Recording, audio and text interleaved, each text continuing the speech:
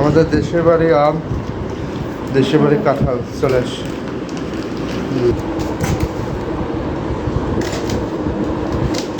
এমন মনে হচ্ছে যেটা একটা পড়ে যাবে, একদিক কাট করে কাটো।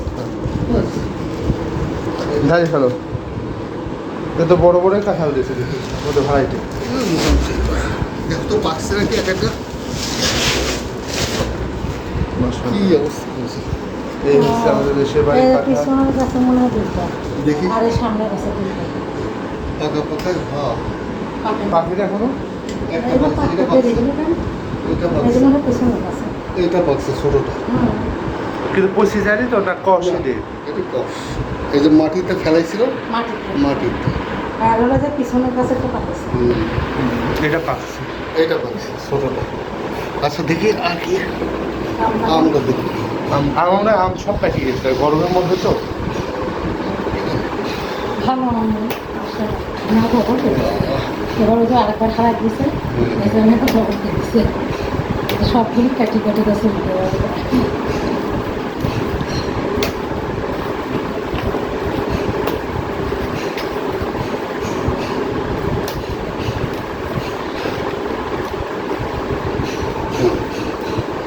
দেখো তো কি অবস্থা। এই যে ফজলি আম। পাকছে এটা। না এখনো পাকি নাই না কিসে রাখছে আচ্ছা ভিতরে দেখো, ভিতরে ওখানে থাকছো। এই যে এটা পাকছে এটা পাকছে। এটা পাকছে দাঁড়া এটা ডালা দিবা না এর ভিতরে থাকবে এর ভিতরেই থাকবে পরে দেখুন পাকা এটা আমাদের নিজের গাছের আম না, দেশের। আর তো নিচে হলো এবার ফাইন করে দিছে। নিচে দেখাও একটু। আরেকবার কিভাবে এলোমেলো করে দিছিল। ওই যে ভিতরে আলো আছে। হাতের গাছের লাগানো আম খাচ্ছে আলহামদুলিল্লাহ আম্রপালিটা এবার আসে না, ওটা বলে ধরে না এবার আলহামদুলিল্লাহ আম্রপালিটা। সব দেখাও, সব খোলো, উপরে দেখো। হ্যাঁ যাক যা হয়েছে শুক্রিয়া আলহামদুলিল্লাহ ও নিচে আরো আছে। যাক, এই যে নিচে এটা আরো। নিচে আমরা দেখো।